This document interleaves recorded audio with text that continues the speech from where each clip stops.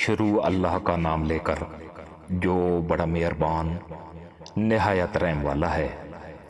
یاسین، حکمت سے بھرے ہوئے قرآن کی قسم، اے محمد صلی اللہ علیہ وآلہ وسلم، تم یقیناً پیغمبروں میں سے ہو، بالکل سیدھے راستے پر ہو۔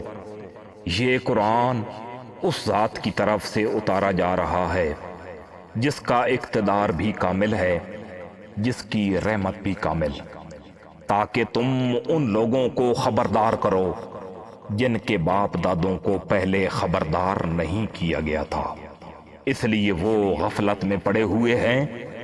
حقیقت یہ ہے کہ ان میں سے اکثر لوگوں کے بارے میں بات پوری ہو چکی ہے، اس لیے وہ ایمان نہیں لاتے۔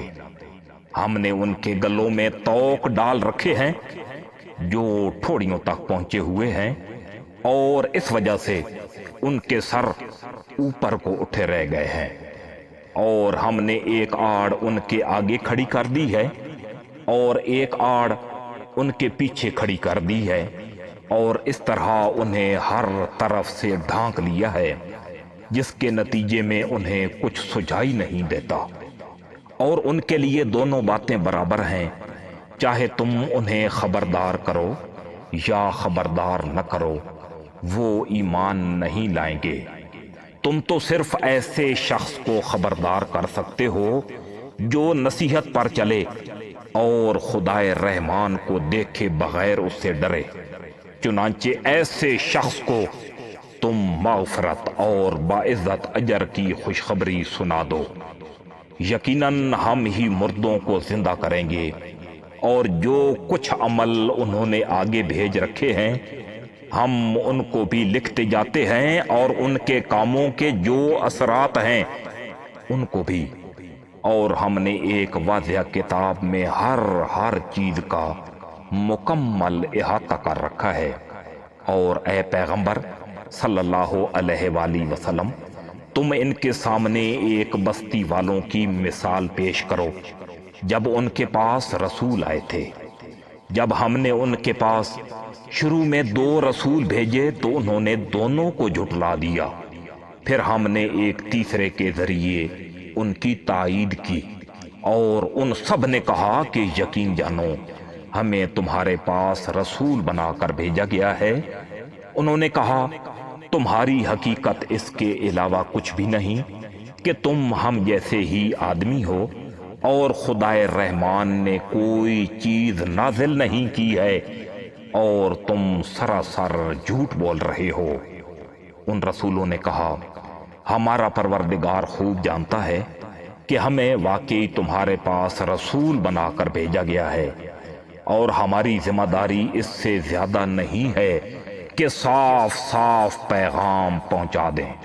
بستی والوں نے کہا ہم نے تو تمہارے اندر نحوست محسوس کی ہے، یقین جانو اگر تم باز نہ آئے تو ہم تم پر پتھر برسائیں گے، اور ہمارے ہاتھوں تمہیں بڑی دردناک سزا ملے گی۔ رسولوں نے کہا تمہاری نحوست خود تمہارے ساتھ لگی ہوئی ہے، کیا یہ باتیں اس لیے کر رہے ہو کہ تمہیں نصیحت کی بات پہنچائی گئی ہے؟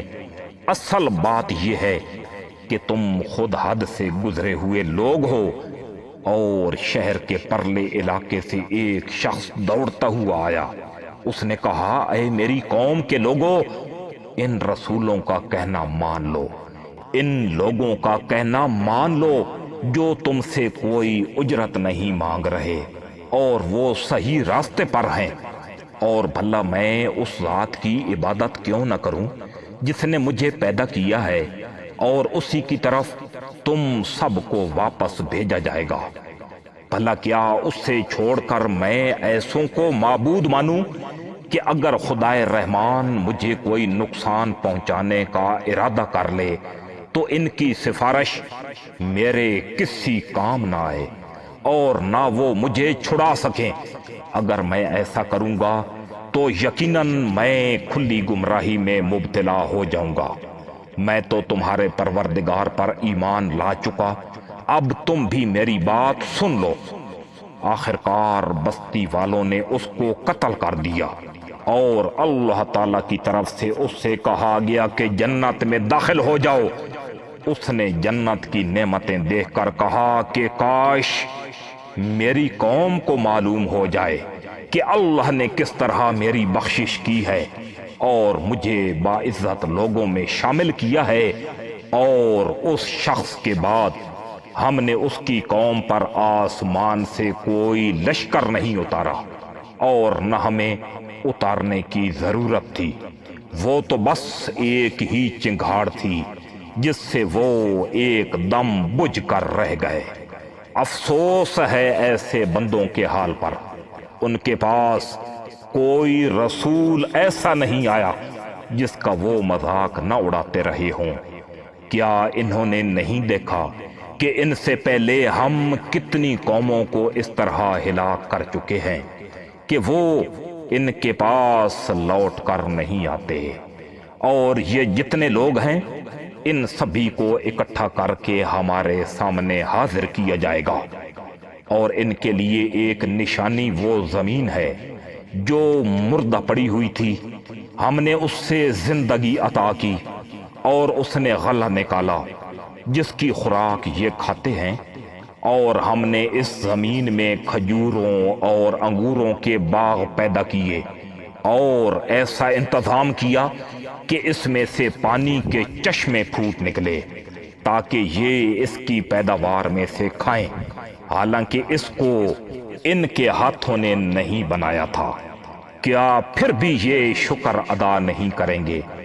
پاک ہے وہ ذات جس نے ہر چیز کے جوڑے جوڑے پیدا کیے ہیں، اس پیداوار کے بھی جو زمین اگاتی ہے، اور خود انسانوں کی بھی، اور ان چیزوں کے بھی جنہیں یہ لوگ ابھی جانتے تک نہیں ہیں۔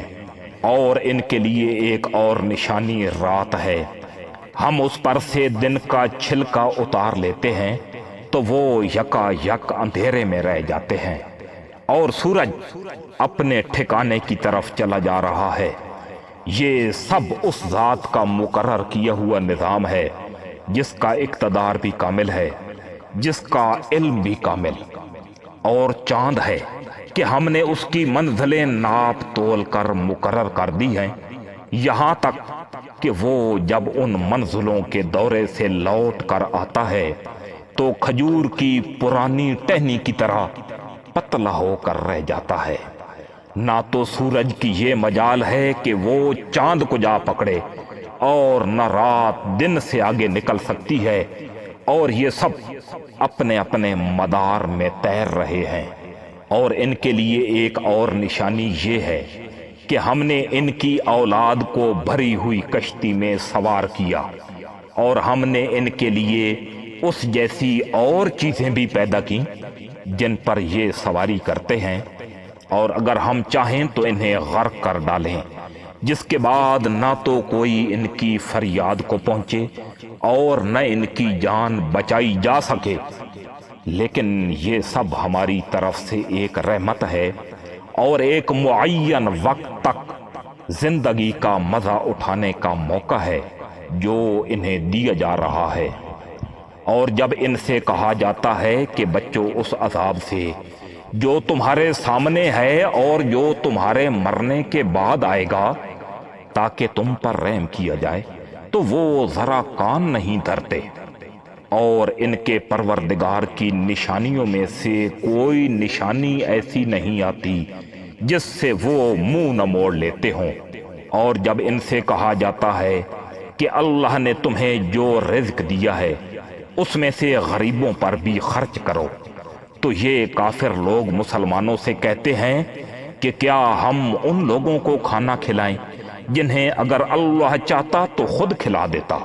مسلمانوں، تمہاری حقیقت اس کے علاوہ کچھ بھی نہیں کہ تم کھلی گمراہی میں مبتلا ہو۔ اور کہتے ہیں کہ یہ قیامت کا وعدہ کب پورا ہوگا؟ مسلمانوں بتاؤ اگر تم سچے ہو، در اصل یہ لوگ بس ایک چنگھاڑ کا انتظار کر رہے ہیں جو ان کی حجت بازی کے عین درمیان انہیں آ پکڑے گی۔ پھر نہ یہ کوئی وصیت کر سکیں گے اور نہ اپنے گھر والوں کے پاس لوٹ کر جا سکیں گے۔ اور سور پھونکا جائے گا تو یکا یک یہ اپنی قبروں سے نکل کر اپنے پروردگار کی طرف تیزی کے ساتھ روانہ ہو جائیں گے۔ کہیں گے کہ ہائے ہماری کمبختی، ہمیں کس نے ہمارے مرکز سے اٹھا کھڑا کیا ہے؟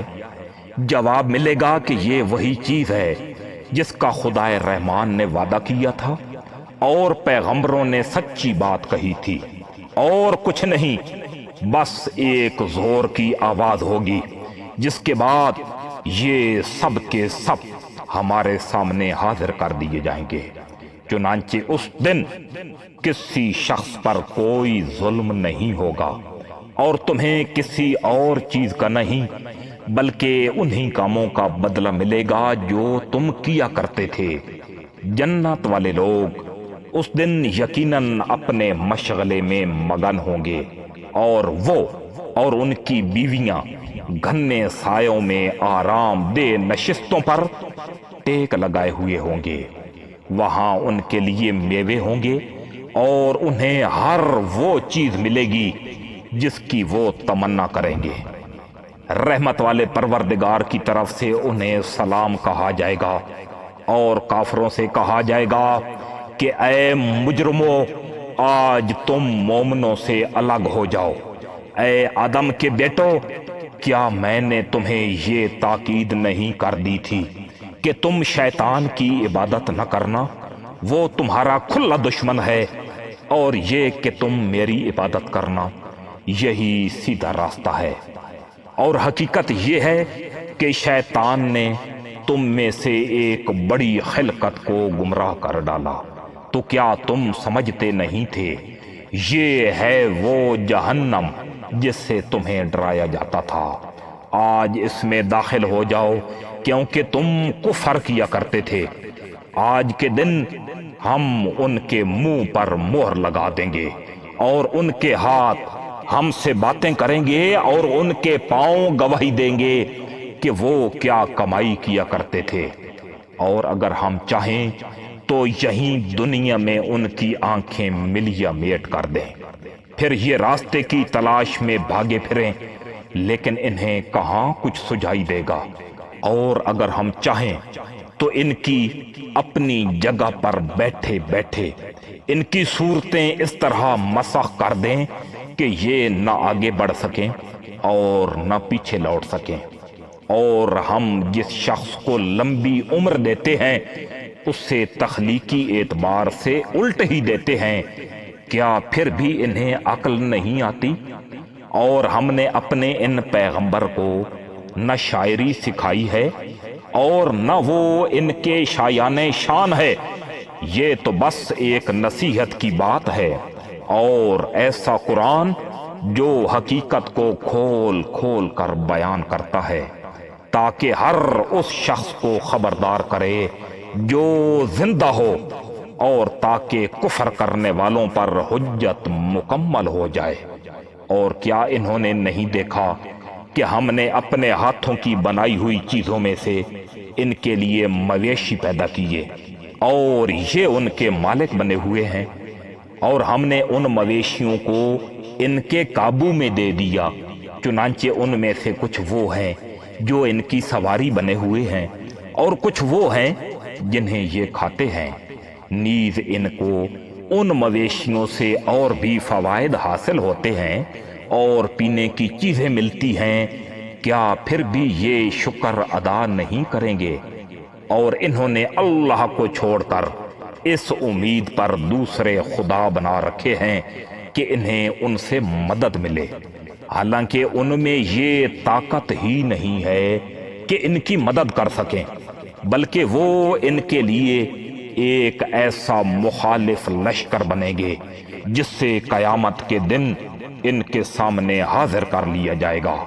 غرض اے پیغمبر صلی اللہ علیہ وآلہ وسلم، ان کی باتیں تمہیں رنجیدہ نہ کریں، یقین جانو ہمیں سب کچھ معلوم ہے کہ یہ کیا کچھ چھپاتے اور کیا کچھ ظاہر کرتے ہیں۔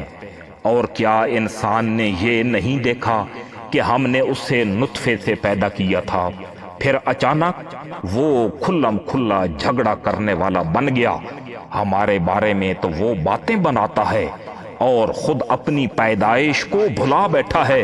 کہتا ہے کہ ان ہڈیوں کو کون زندگی دے گا جبکہ وہ گل چکی ہوں گی.